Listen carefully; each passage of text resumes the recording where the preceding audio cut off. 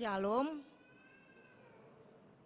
Bapak Ibu yang terkasih di dalam nama Tuhan Yesus, kita akan memulai ibadah kita pada malam hari ini. Adapun minggu ini adalah minggu kedua setelah Epifanias hari ini, dengan tema minggu, terang bagi keselamatan bangsa-bangsa.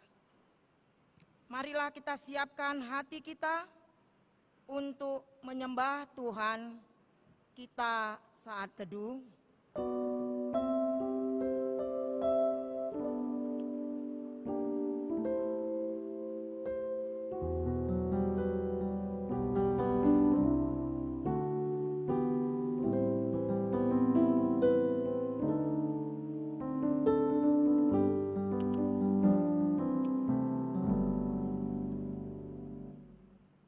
Amin.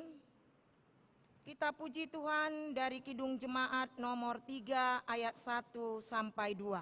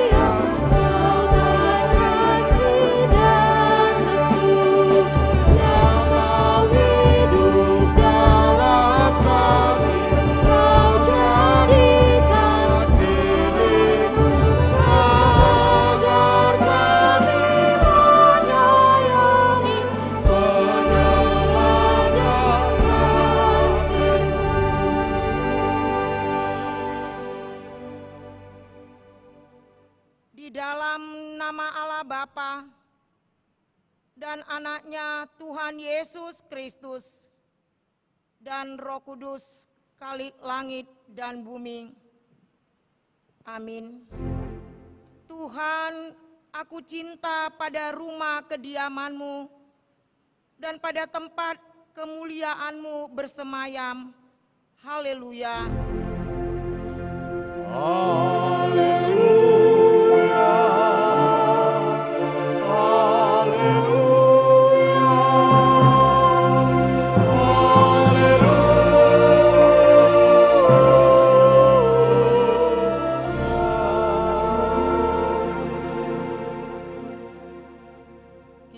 Berdoa.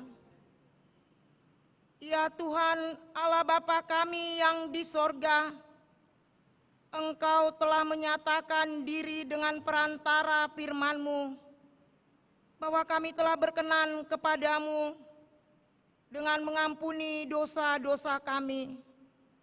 Nyatakanlah diri-Mu di dalam hati kami, agar kami mengenal Engkau dan mendengar suara anak-Mu, dan kami menerima Roh-Mu yang kudus itu, karena anak-Mu Tuhan Yesus Kristus, Tuhan kami.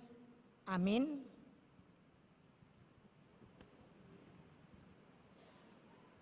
Kembali kita puji Tuhan dari Kidung Jemaat nomor 237 ayat 1 sampai 2.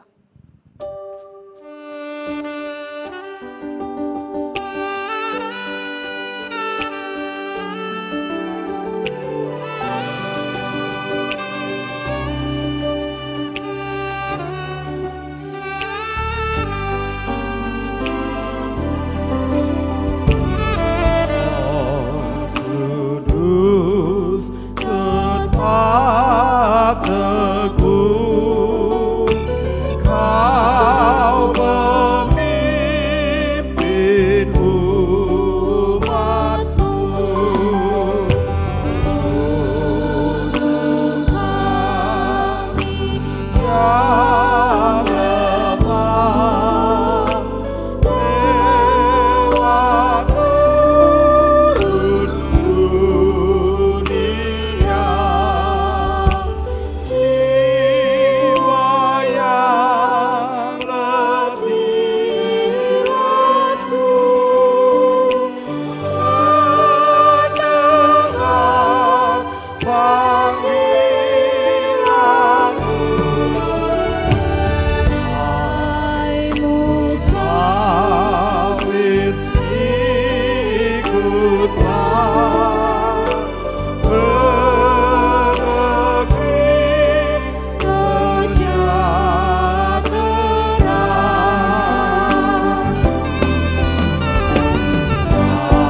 Awan tarif terdekat, Kau menolong yang benar. Di jalan yang gelap, hati anakku bila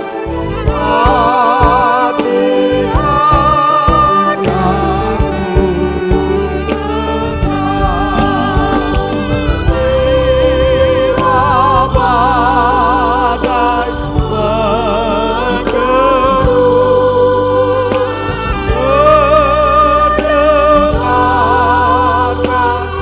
mendengarkan suara-Mu. Hai musafir, ikutlah ke negeri sejahtera.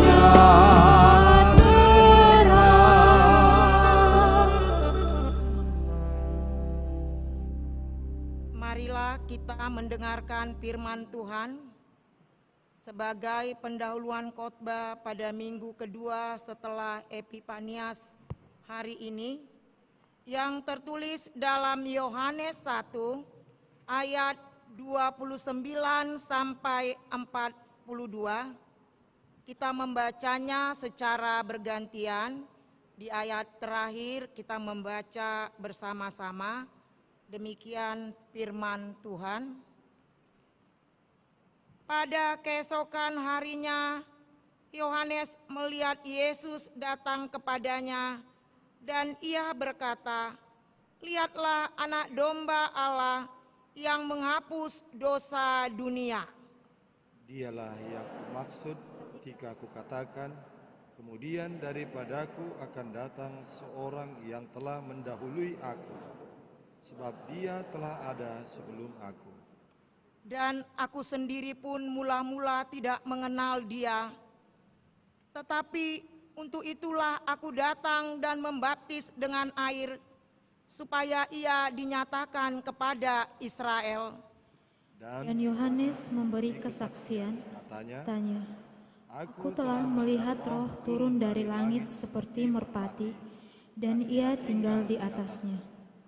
Dan aku pun tidak mengenalnya, tetapi Dia yang mengutus aku untuk membaptis dengan air telah berfirman kepadaku, jikalau engkau melihat Roh itu turun ke atas seseorang dan tinggal di atasnya, Dialah itu yang akan membaptis dengan Roh Kudus. Dan aku telah melihatnya dan memberi kesaksian, ya inilah Anak Allah. Pada keesokan harinya, Yohanes berdiri di situ pula dengan 12 orang muridnya. Dan ketika ia melihat Yesus lewat, ia berkata, "Lihatlah Anak Domba Allah." Kedua murid itu mendengar apa yang dikatakan itu, lalu mereka pergi mengikut Yesus. Tetapi Yesus menoleh ke belakang, ia melihat bahwa mereka mengikut Dia, lalu berkata kepada mereka, "Apakah yang kamu cari?" Kata mereka kepadanya, "Rabi, Di manakah engkau tinggal? engkau tinggal?" Ia berkata kepada mereka, "Marilah, dan kamu akan melihatnya." Mereka pun datang dan melihat di mana ia tinggal, dan hari itu mereka tinggal bersama-sama dengan dia. Waktu itu kira-kira pukul 4. Salah seorang dari keduanya yang mendengar perkataan Yohanes, lalu mengikut Yesus adalah Andreas, saudara Simon Petrus. Andreas mula-mula bertemu dengan Simon, saudaranya, dan ia berkata kepadanya, "Kami telah menemukan Mesias," artinya Kristus. Ia membawanya kepada Yesus. Yesus memandang dia dan berkata, "Engkau Simon, anak Yohanes, engkau akan dinamakan Kefas," artinya Petrus. Demikianlah firman Tuhan. Yang berbahagia ialah mereka yang mendengarkan firman Allah dan yang memeliharanya. Amin. Kita puji Tuhan lewat lagu pujian kita nomor 60 ayat 5 sampai 6.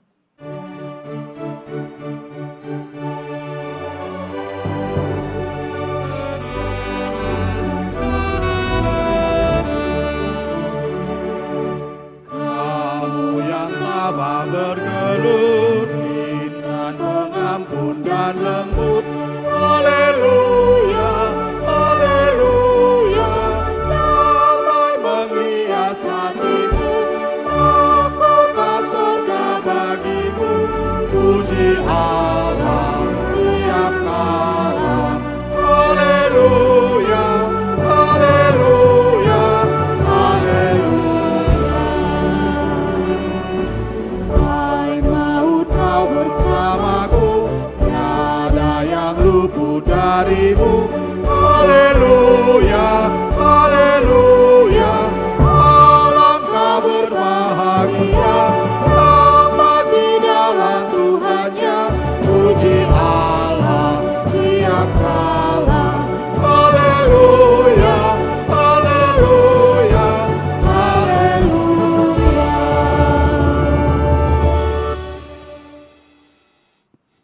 Saudara-saudari yang terkasih dalam nama Tuhan Yesus, kita bersyukur pada hari ini masih diberikan kesempatan untuk menjalani kehidupan kita. Banyak perbuatan kita yang tak berkenan pada Tuhan ketika kita menjalani kehidupan kita, yang menyakiti hati sesama. Terlebih kita sering mendukakan nama Tuhan. Untuk ini kita diberikan kesempatan untuk mengakui dan menyesali dosa kita. Marilah kita mengakui dan menyesali dosa kita di hadapan Tuhan. Kita saat teduh.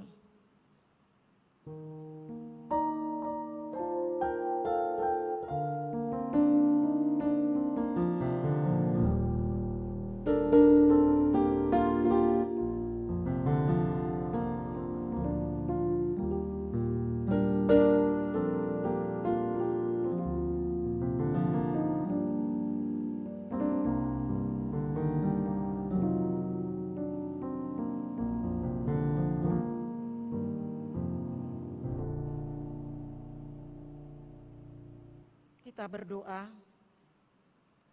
Bapa kami yang bertakhta di dalam kerajaan surga, Engkaulah Tuhan yang berkuasa mengampuni segala dosa umat manusia.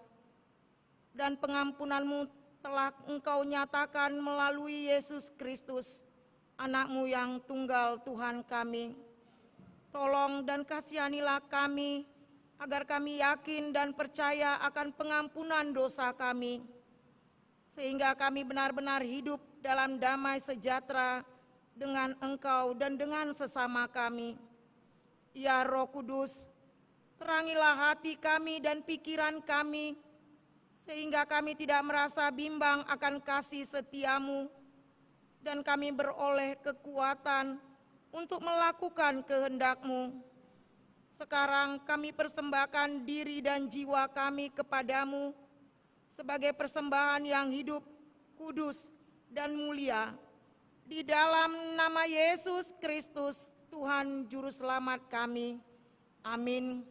Janji Tuhan tentang pengampunan dosa. Marilah kepadaku semua yang letih lesu dan berbeban berat. Aku akan memberikan kelegaan kepadamu. Pikulah yang kupasang dan belajarlah padaku, karena aku lemah lembut dan rendah hati, dan jiwamu akan mendapat ketenangan. Sebab yang kupasang itu enak, dan bebanku pun ringan. Segala kemuliaan bagi Allah di tempat yang maha tinggi. Amin.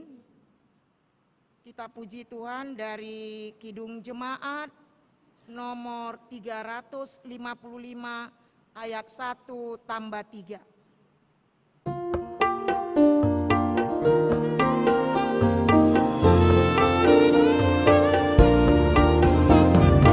Yesus memanggil, mari segera, ikutlah jalan selamat datang.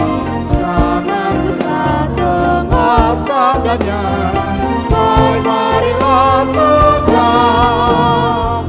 Sungguh nanti kita akan senang, bebas dosa hati pun tenang. Bersama Yesus dalam terang, rumah yang kekal. Jangan kau lupa Dia serta perintah kasih-Nya patuhilah. Mari dengar lembut suaranya, Anakku datanglah. Sungguh nanti kita akan senang, bebas dosa hati pun tenang. Bersama Yesus terang terang di rumah yang kekal.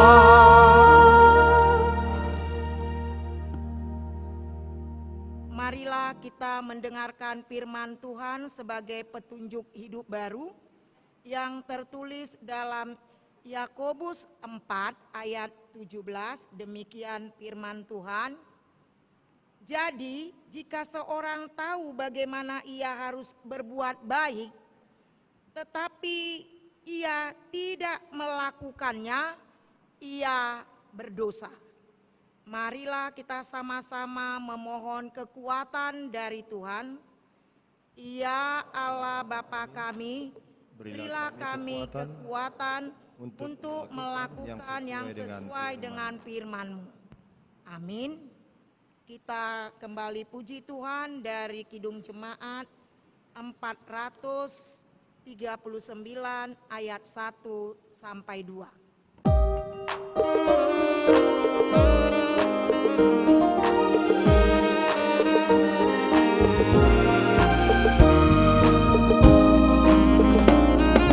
Bila topan keras melanda hidupmu, bila putus asa dan letih lesu, berkat Tuhan satu-satu itulah, kau niscaya kagum oleh kasih-Nya. Berkat Tuhan mari itulah, kau kan kagum oleh kasih-Nya. Berkat Tuhan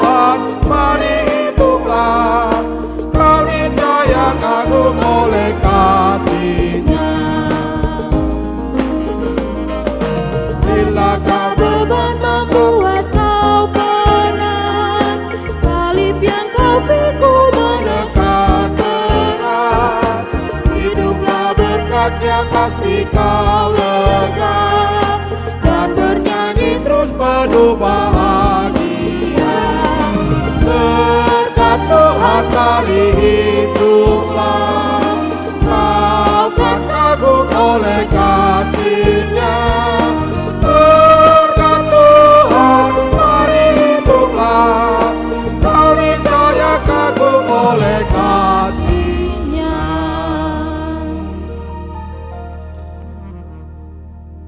Marilah kita bersaksi mengikrarkan pengakuan iman kita bersama jemaat pada segala abad di seluruh dunia. Mari kita ucapkan bersama-sama. Aku percaya kepada Allah Bapa yang Maha Kuasa, Khalik langit dan bumi.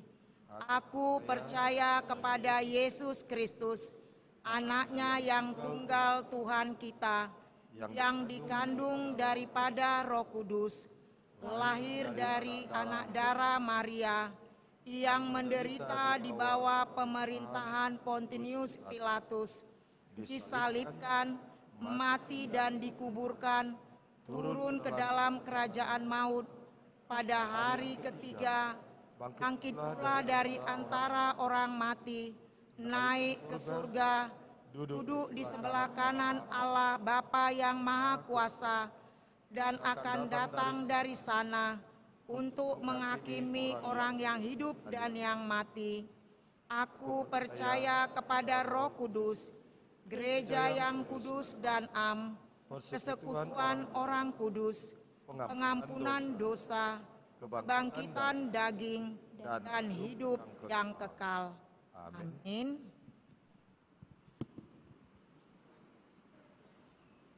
Bapak, Ibu, Saudara yang dikasih dalam nama Tuhan Yesus, dalam berita jemaat nomor 6, di situ ada kartu identitas yang tertinggal.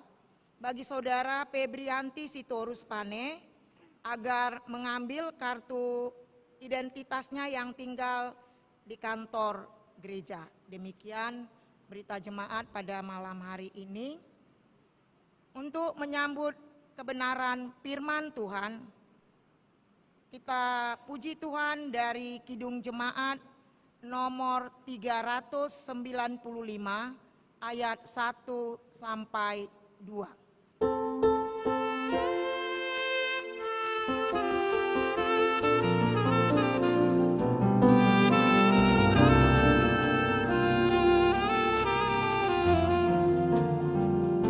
Utus Kau mengabdi tanpa pamrih, berkarya terus dengan hati teguh, meski dihina dan menanggung duka. Utus Kau mengabdi bagiku.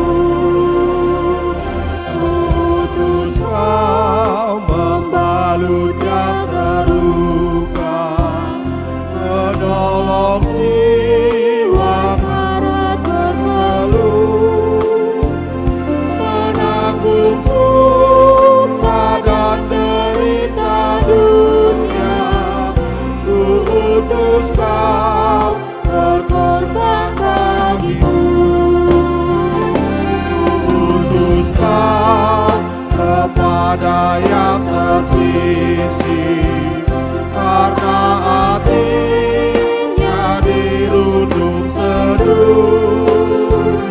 Sebatang kala tanpa pandai maulah, ku utus Kau membagi kasih-Ku. Kita berdoa untuk firman Tuhan.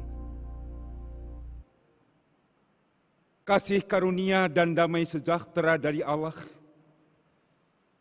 yang melampaui segala akal, kiranya memelihara hati dan pikiranmu di dalam Kristus Yesus. Amin. Bapak, Ibu, Saudara sekalian, firman Tuhan yang menjadi renungan bagi kita di minggu kedua setelah Epifanias diambil dari perkataan Nabi Yesaya Yesaya pasal 49 dimulai dari ayat 1 sampai 7. Yesaya 49 ayat 1 sampai 7. Demikian firman Tuhan. Hamba Tuhan sebagai terang di tengah-tengah segala bangsa. Dengarkanlah aku, hai pulau-pulau. Perhatikanlah, hai bangsa-bangsa yang jauh. Tuhan telah memanggil aku sejak dari kandungan, telah menyebut namaku sejak dari perut ibuku. Ia telah membuat mulutku sebagai pedang yang tajam, dan membuat aku berlindung dalam naungan tangannya. Ia telah membuat aku menjadi anak panah yang runcing, dan menyembunyikan aku dalam tabung panahnya. Ia berfirman kepadaku, engkau adalah hambaku, Israel, dan olehmu aku akan menyatakan keagunganku. Tetapi aku berkata, aku telah bersusah-susah dengan percuma, dan telah menghabiskan kekuatanku dengan sia-sia dan tak berguna. Namun hakku terjamin pada Tuhan dan upahku pada Allahku. Maka sekarang firman Tuhan yang membentuk aku sejak dari kandungan untuk menjadi hambanya, untuk mengembalikan Yakub kepadanya, dan supaya Israel dikumpulkan kepadanya. Maka aku dipermuliakan di mata Tuhan, dan Allahku menjadi kekuatanku. Firman-Nya, terlalu sedikit bagimu hanya untuk menjadi hambaku, untuk menegakkan suku-suku Yakub, dan untuk mengembalikan orang-orang Israel yang masih terpelihara. Tetapi aku akan membuat engkau menjadi terang bagi bangsa-bangsa, supaya keselamatan yang daripadaku sampai ke ujung bumi. Beginilah firman Tuhan, penebus Israel, Allahnya yang Maha Kudus. Kepada Dia yang dihinakan orang, kepada Dia yang dijijikkan bangsa-bangsa, kepada hamba penguasa-penguasa, raja-raja akan melihat perbuatanku, lalu bangkit memberi hormat, dan pembesar-pembesar akan sujud menyembah, oleh karena Tuhan yang setia, oleh karena yang Maha Kudus, Allah Israel yang memilih engkau. Sampai demikian firman Tuhan untuk kita renungkan bersama-sama dan menjadi arahan tema bagi kita di minggu kedua setelah Epifanias ini, terang bagi keselamatan bangsa-bangsa. Terang bagi keselamatan bangsa-bangsa. Shalom. Shalom. Bapak, Ibu, Saudara sekalian, kita terus bersyukur karena hingga hari ini kita boleh merasakan bagaimana hadirat Tuhan yang terus membimbing memelihara kita. Dan kita sudah ada di minggu ketiga di tahun 2023 ini. Artinya Tuhan memberikan kesempatan kepada kita, setiap orang yang percaya, untuk terus mau dipakai oleh Tuhan. Karena sungguh Bapak Ibu Saudara sekalian, pada minggu Epifanias kita kembali mengingat bagaimana Tuhan sudah memperkenalkan diri kepada kita. Karena sungguh tidak mungkin kita bisa mengenal Tuhan kalau tidak Dia sendiri yang datang menyatakan diri. Sehingga sungguh penyataan diri Allah itu merupakan kekuatan bagi kita.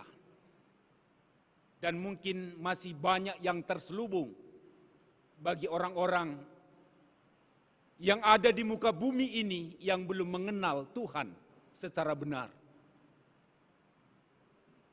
Sehingga Bapak Ibu Saudara sekalian, ketika kita sudah melihat bagaimana Tuhan menyatakan diri,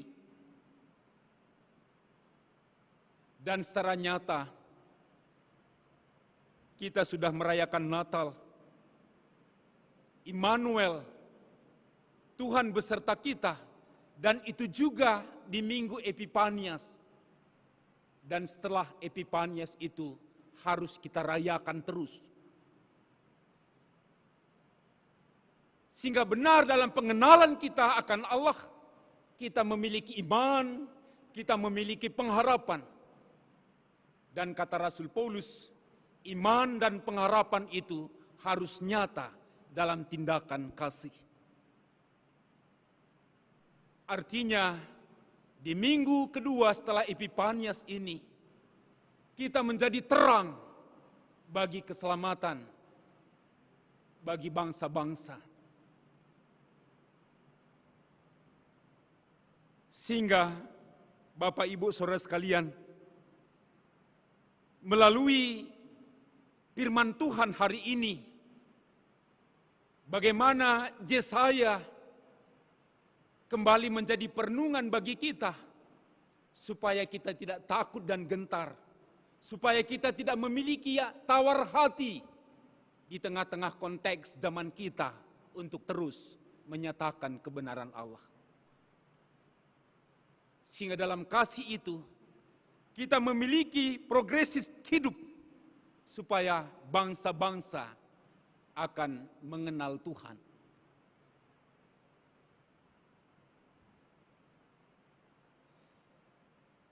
Sebagai Nabi Tuhan, Yesaya dipanggil dan ditugasi sebagai penolong bagi umat Israel. Yang pada saat itu ada dalam situasi terpuruk, mengalami kehidupan yang terendah dalam kehidupan. Artinya juga bagi kita, mungkin ketika kita ada dalam situasi itu,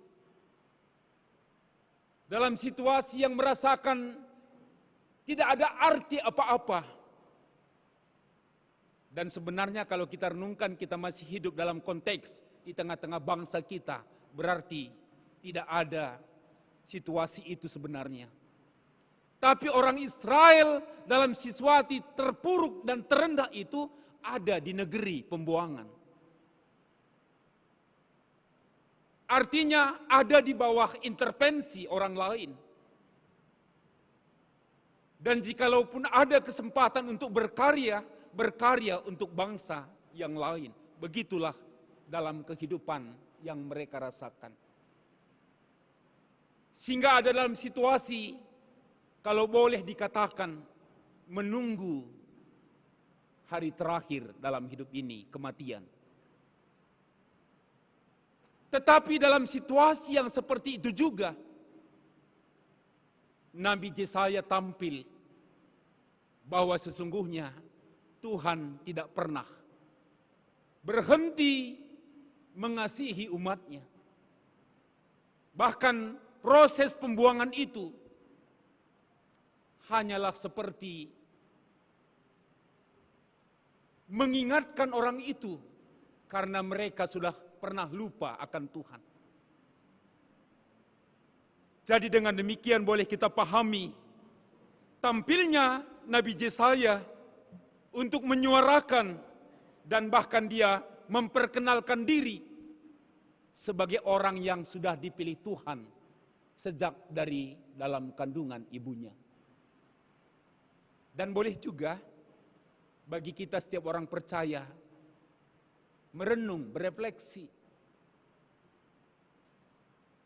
Ketika kita ada di sini, ketika kita ada pada saat ini di zaman ini, apakah kita sudah pernah merenungkan apa rancangan Tuhan? Dan Tuhan sudah sebenarnya meletakkan kita dan menyebut nama kita semenjak dalam kandungan. Artinya kita diminta untuk berefleksi secara spiritualitas dalam hidup kita.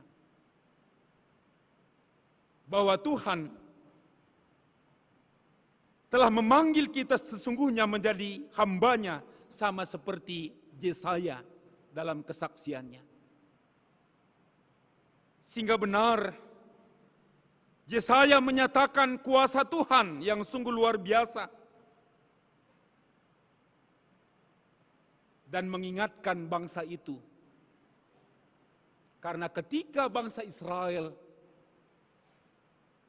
pada saat memiliki integritas hidup bersama Tuhan, mereka ada dalam damai dan sejahtera.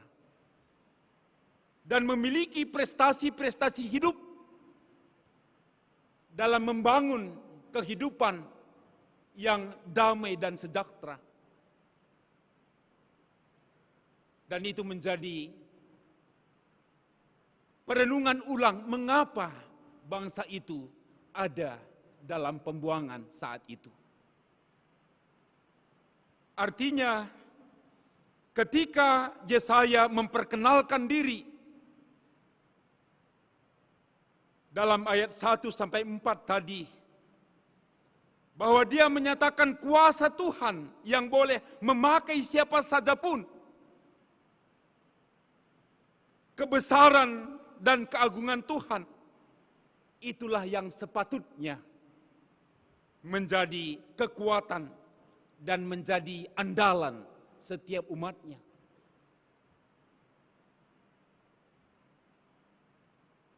Dan Yesaya mau menyadarkan bangsa itu bahwa dia dipakai Tuhan untuk itu. Dan kemudian Yesaya juga mengingatkan dan menumbuhkan kerinduan untuk mengingatkan bangsa Israel supaya mengingat kembali bagaimana Tuhan yang sudah memelihara mereka. Supaya umat itu memiliki kerinduan untuk kembali beribadah kepada Tuhan. Maksudnya agar Israel hidup dalam mengutamakan Tuhan. Sehingga pasti, kata Nabi Yesaya, ada pembaharuan hidup. Dan akan berdampak. Dinyatakan bahwa akan menegakkan suku-suku Yakub, artinya suku-suku Israel. Sehingga walaupun dalam keterpurukan pembuangan, inilah yang diingatkan bahwa Tuhan akan menghimpun kembali.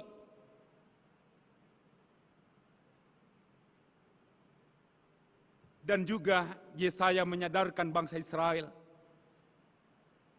bahwa mereka adalah bangsa pilihan. Dan sesungguhnya mereka dipilih boleh menjadi berkat, menjadi terang bagi bangsa-bangsa, sehingga dalam ungkapan itu untuk kehidupan Nabi Yesaya sendiri, Tuhan berfirman, terlalu kecil jikalau aku hanya mengatakan engkau hambaku dan menghimpun orang Israel untuk kembali menjadi bangsaku. Tetapi lebih dari itu, bahwa engkau kupanggil dan bangsaku Israel menjadi terang bagi keselamatan bangsa-bangsa. Artinya bahwa target dari pemanggilan terhadap Yesaya bukan sekedar membawa mereka pulang ke Israel, tapi toh lebih dari itu menjadi terang bagi bangsa-bangsa.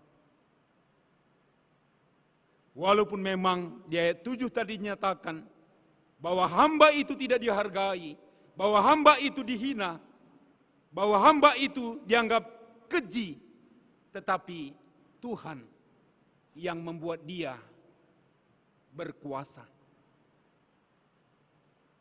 Jikalau demikian, Bapak Ibu Saudara sekalian, bahwa ketika Yesaya menyatakan tampilnya dia dalam pilihan Tuhan sebagai hamba, sekaligus juga bagi kita. Di minggu kedua setelah Epifanias ini, kembali melihat bahwa itu adalah nubuat tentang Yesus yang sudah datang. Penyataan diri Allah yang terbesar. Dan inilah yang dikatakan dalam nas bacaan kita tadi, dalam epistel kita, Yohanes 1 ayat 29 sampai 42 tadi. Ketika Yohanes menyatakan tentang Yesus, dan dia katakan, inilah anak domba Allah yang menghapuskan dosa dunia. Dan aku melihat bahwa roh Allah ada dalam dirinya. Dan ada suara yang mengatakan, dialah anak yang aku kasihi. Artinya bahwa juga dari apa yang dinubuatkan oleh Nabi Yesaya tadi, penggenapan yang sesungguhnya adalah dalam Yesus. Sehingga memang melalui arahan perenungan kita, terang bagi keselamatan bangsa-bangsa, seturut dengan situasi kehidupan bangsa Israel pada tampilnya Nabi Yesaya, boleh menjadi perenungan bagi kita bahwa sebelum pembuangan ke negeri Babylon itu, bahwa kehidupan bangsa Israel ada dalam kegelapan. Kalau kita melihat mulai dari pasal 1 sampai pemanggilan Yesaya di pasal 6, ada seruan, ada ungkapan yang boleh juga menjadi yel-yel bagi kita. Ketika ada orang yang menyatakan hidup dalam kegelapan, Yesaya mengatakan dalam bahasa Ibrani, wahai, celakalah. Wahai, celakalah. Dia menegur mengenai keburukan hidup yang menyatakan gelapnya kehidupan bangsa Israel pada waktu itu. Seruan wahai, celakalah kamu. Ada catatan-catatan di sana. Mengapa dikatakan wahai? Oleh karena hawa nafsumu, oleh karena iri dengkimu, oleh karena kemabukanmu, oleh karena keangkuhan kesombonganmu, dan oleh karena engkau terjebak dalam kemarahanmu, dendammu, dan engkau juga terjebak dalam ketakutanmu, percabulanmu, dan keputusasaanmu. Dan juga engkau membuang-buang waktumu. Jadi inilah yang dikatakan ungkapan, wahai, celakalah kamu.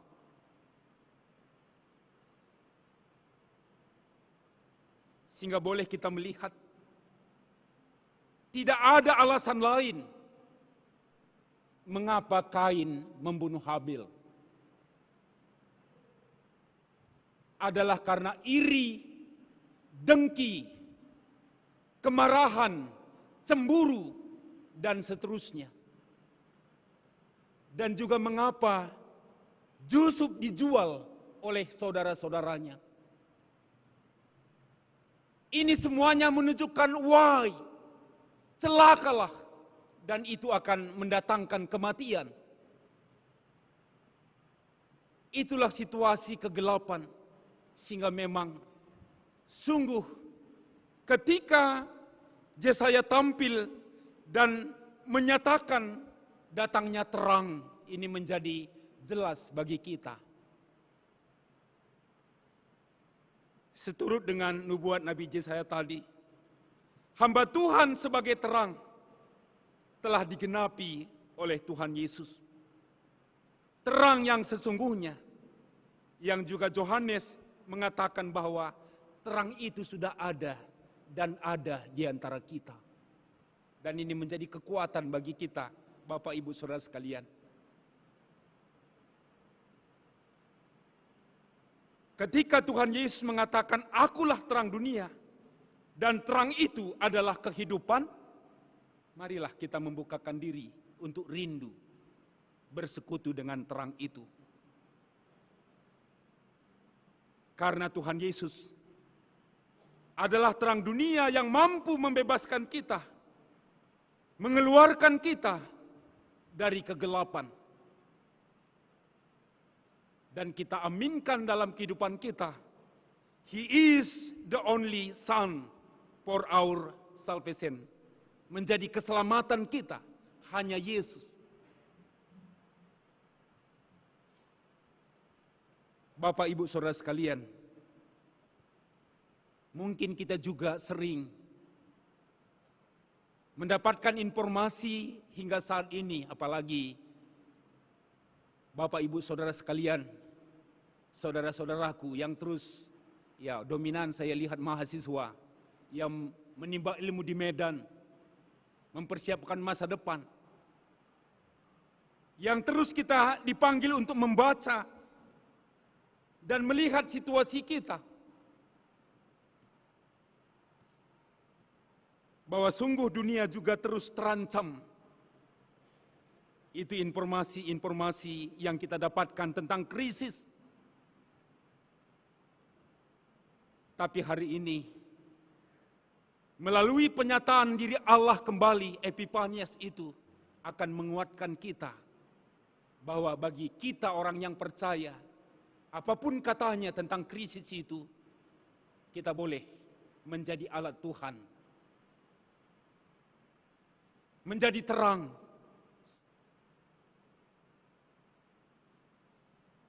Bagi keselamatan bangsa-bangsa. Dan memang kita harus seperti Nabi Yesaya yang berani tampil untuk menyatakan terang itu. Karena saat ini termasuk dalam kehidupan kita bergereja, ini menjadi pergumulan kita bersama sebagai umat percaya, bahwa kita juga ada terjebak dalam krisis keesaan, gitu ya. Tapi kita satu, sesungguhnya ada dalam terang Kristus. Jadi setiap orang percaya janganlah mau terpecah-pecah. Tapi kita memiliki terang yang satu. Dan kalau kita melihat terang yang sesungguhnya itu, sebenarnya hidup kita gelap. Dan memang Tuhan Yesus di khotbah di atas bukit mengatakan bahwa kamu adalah garam dan terang dunia. Maksudnya adalah ketika kita menerima terang itu dan kita menjadi terang. Dan hendaknya terang itu bercahaya, artinya bahwa setiap kita insan yang percaya itu memiliki bias terang Kristus dalam kehidupan kita. Sehingga kalau saat ini dikatakan ada krisis keesaan di tengah-tengah kehidupan gereja, marilah kita tampil bahwa hanya ada satu terang itu. Dan ketika kita bersekutu dengan terang itu akan bercahaya melalui kita. Kita bersatu. Sehingga gereja tidak mengalami krisis. Jangan pula umat percaya yang membuat ada terpecah-pecah, tapi kita adalah satu. Demikian juga dalam kehidupan di tengah-tengah alam semesta bumi tempat kita tinggal, yang terus dikumandangkan bahwa kita juga mengalami krisis ekologi. Kalau memang di GBKP tahun yang lalu kreatif merawat lingkungan, artinya untuk tahun 2023 juga seluruh bangsa termasuk saya dan kita semuanya harus peduli supaya krisis ekologi ini tidak berkelanjutan. Artinya apa yang kita boleh lakukan sehingga cahaya terang Kristus itu melalui alam ciptaan kita. Dan kita hidup di sana bisa menyatakan terang yang sesungguhnya. Sehingga pejabat kita juga enggak stres menghadapi situasi alam ini, ya begitu kan. Ada banjir di mana-mana oleh karena persoalan sampah. Dan ketika banjir pasti gelap akan datang. Bukan sekedar mati listrik, tapi memang itu akan mendatangkan kegelapan bagi kita. Sehingga mungkin pejabat juga dengan pembenaran dirinya, bagaimana mengatasi itu, air hujan harus turun ke tanah, begitu ya, untuk membenarkan diri. Tapi juga marilah kita melihat apa peran kita dalam krisis ekologi ini. Kalau bagi saya dan keluarga kami mencoba, jangan katakan ada lagi sampah, tapi bagaimana kita mengelola itu supaya itu menjadi berkat kembali. Ketika memakan buah-buahan, marilah olah itu menjadi ekoenzim misalnya. Jadi jangan katakan lagi sampah, tapi katakan itu BO, bahan organik untuk kita bisa kelola. Jangan buang sampah sembarangan. Dan kita mulai dari dapur kita secara kecil-kecilan, tapi bisa berdampak luas. Jangan kita meratapi dan menyalahkan orang lain, tapi kita mencoba untuk berlaku sekecil apapun. Sehingga bumi ini tidak mendatangkan kegelapan, karena Tuhan sudah datang memberikan terang bagi kita. Jadi ketika dunia mengatakan krisis ekologi, setiap orang percaya mau bertindak nyata. Sekecil apapun untuk bisa berkontribusi memperbaiki bumi yang sudah rusak. Dan juga kegelapan yang dinyatakan dalam krisis kebangsaan yang juga ya akan memporak-porandakan kita, membuat negeri kita menjadi gelap. Marilah sebagai orang percaya, kita juga memiliki kedaulatan. Jangan terombang-ambing sebagai orang percaya. Memang gereja tidak boleh berpolitik praktis, tapi gereja harus menyuarakan kebenaran. Jangan mempermain-mainkan hak kita, kedaulatan kita sebagai satu unsur negara.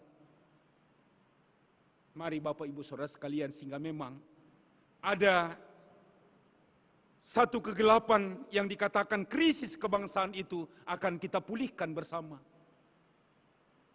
Untuk boleh bersama-sama membangun negeri ini menjadi besar. Saya kira mengapa kamu di sini ada dalam proses pendidikan tidak lain hanya untuk itu, supaya kita boleh menjadi berkat bagi bangsa-bangsa. Dan memang ada kekhawatiran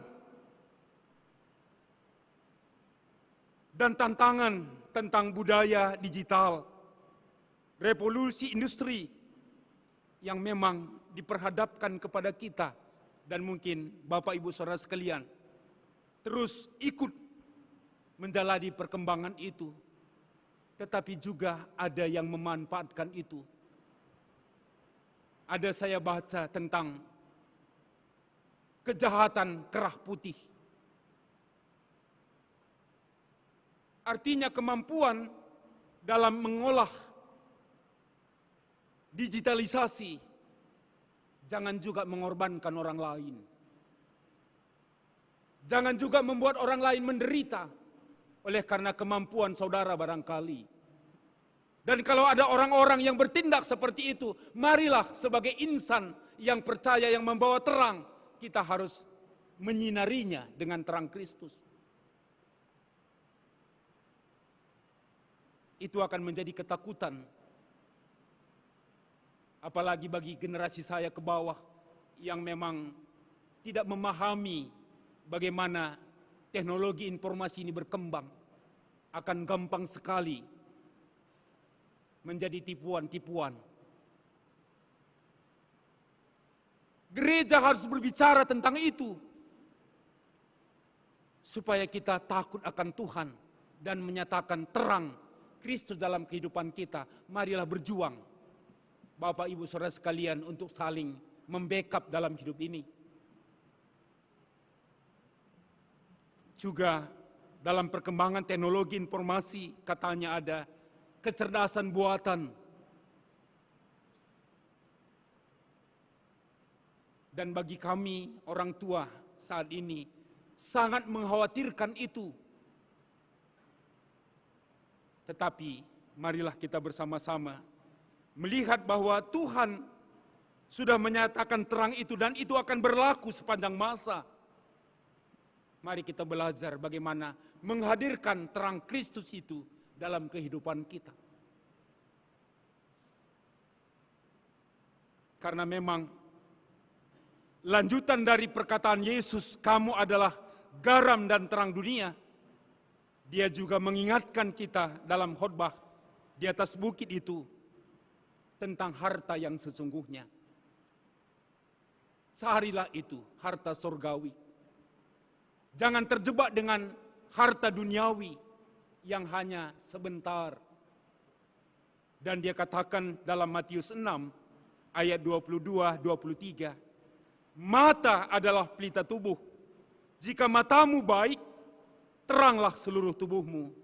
Jika matamu jahat, gelaplah seluruh tubuhmu.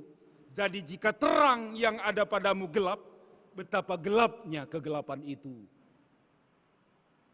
Jadi jangan nanti seolah-olah bertindak dalam kehidupan yang safe, padahal kita ada dalam kegelapan. Kata Yesus, kalau terang itu tidak ada dalam diri kita, maka sungguh gelaplah kegelapan itu dalam diri kita. Membuat orang lain takut hidup di sekitar kita. Membuat orang lain khawatir hidup ketika kita ada. Tetapi hari ini kita dipanggil supaya memiliki mata yang baik. Karena itu adalah pelita tubuh kita. Sehingga memang apa yang dikatakan Yesus itu, kita sebagai garam dan terang, sesungguhnya bukanlah kita terang itu. Tapi Tuhan Yesus mengatakan, bersekutulah dengan aku supaya engkau memiliki terang. Kalau tidak bersama Yesus, sesungguhnya kita gelap. Sehingga kita dipanggil seturut dengan Nabi Yesaya tadi mengingatkan bahwa sangat terlalu kecil bagimu jikalau kamu hanya hidup dalam persekutuanmu. Hidup di tengah-tengah bangsa Israel. Tapi aku mau supaya suku-suku Yakub itu menjadi terang bagi bangsa-bangsa. Artinya melalui firman Tuhan ini, sasaran kehidupan kita adalah seluruh dunia. Bukan hanya persekutuan kita yang kecil ini. Tapi target kita menjadi terang bagi bangsa-bangsa.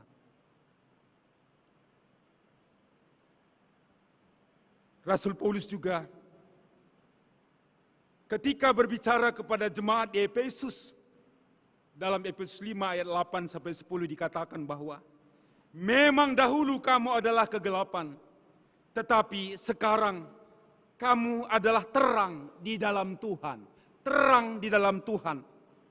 Sebab itu hiduplah sebagai anak-anak terang.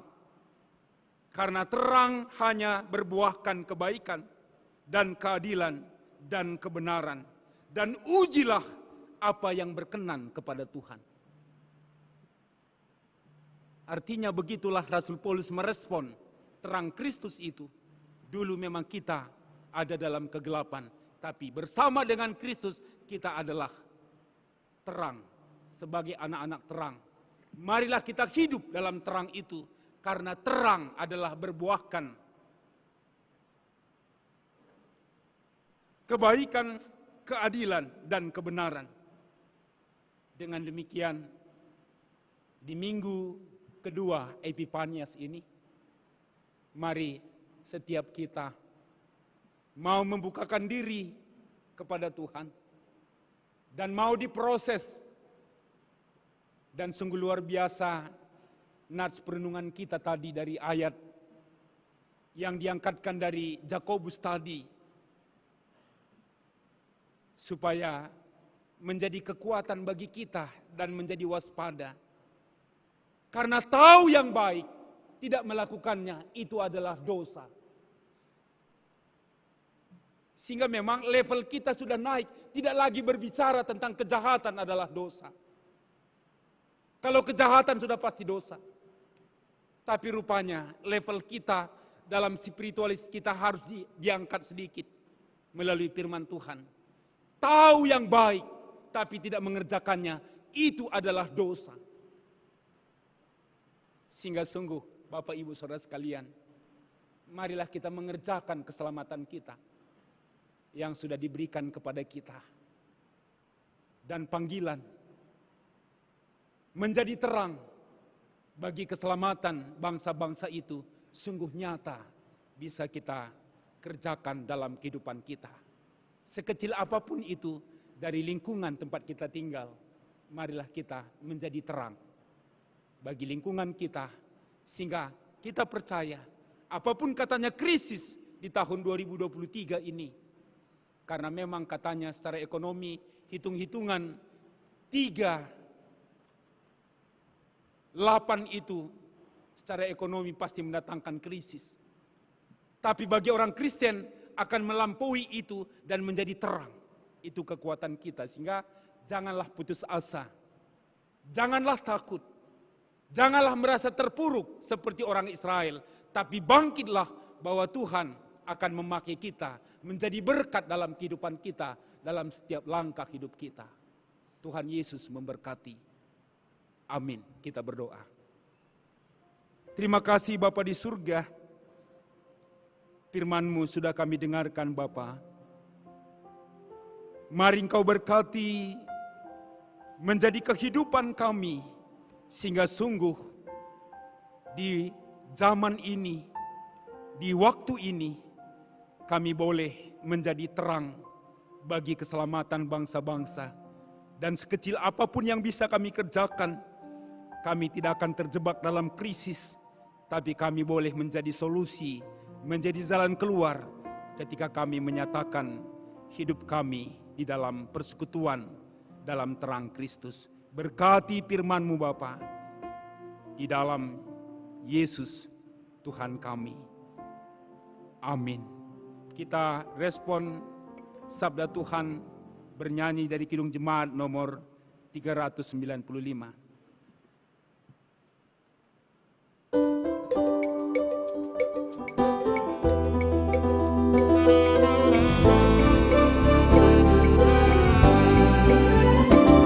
Betapa indah harinya saat ku pilih penebus, alangkah sukacitanya ku memberitakannya terus. Di dalam harinya Yesus membasuh dosaku.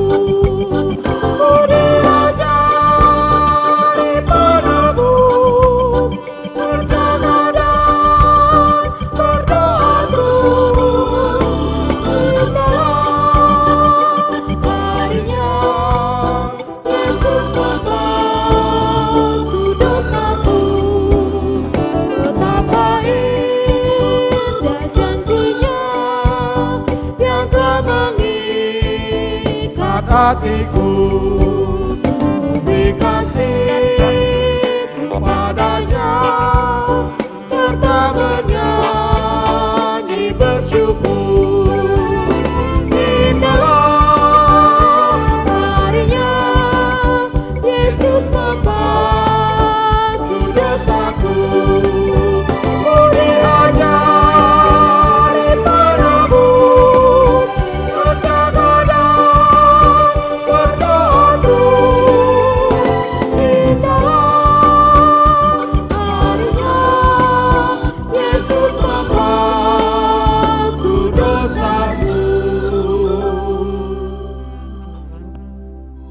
kita mempersiapkan diri kita untuk memberikan persembahan syukur kepada Tuhan.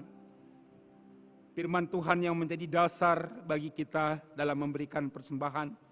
2 Korintus 9 ayat 10. Ia yang menyediakan benih bagi penabur dan roti untuk dimakan.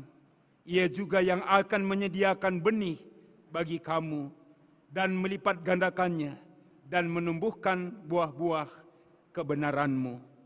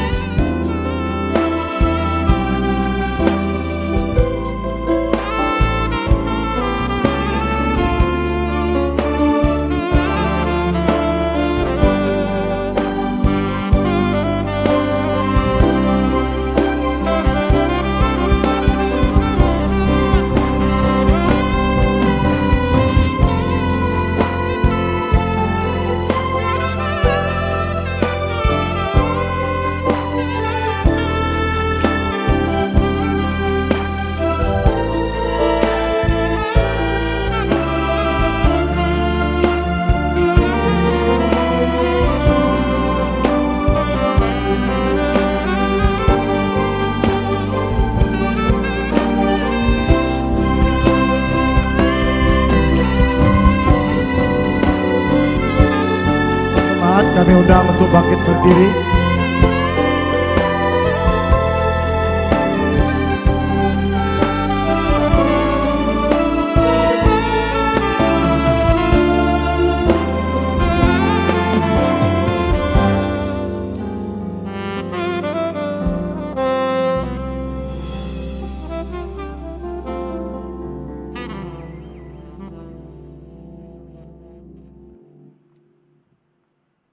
Kita berdoa. Ialah Bapa kami yang di surga,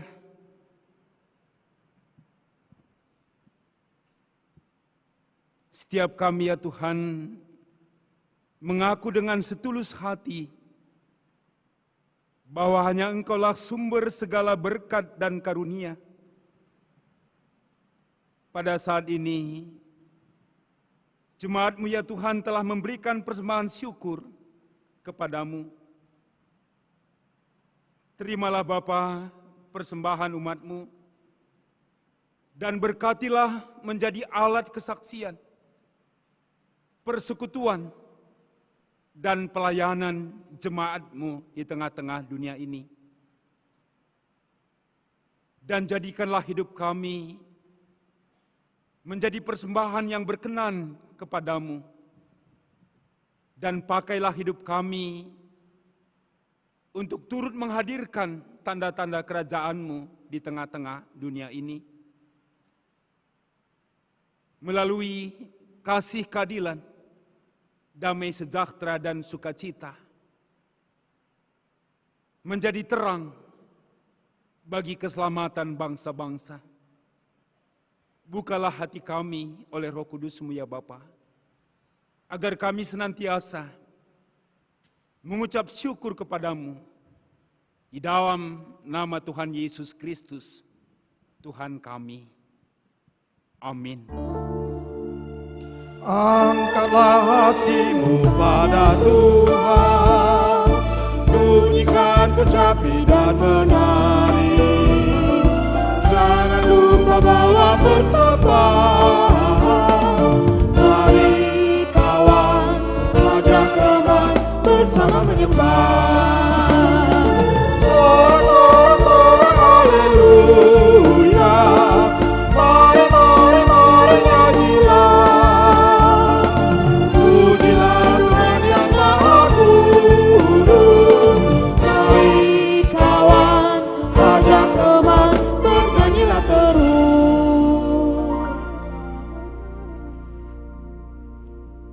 Bapa kami yang di surga, dikuduskanlah nama-Mu. Datanglah kerajaan-Mu. Jadilah kehendak-Mu di bumi seperti di surga. Berikanlah kami pada hari ini makanan kami yang secukupnya, dan ampunilah kami akan kesalahan kami, seperti kami juga mengampuni orang yang bersalah kepada kami. Dan janganlah membawa kami ke dalam pencobaan, tetapi lepaskanlah kami dari yang jahat. Karena Kau yang punya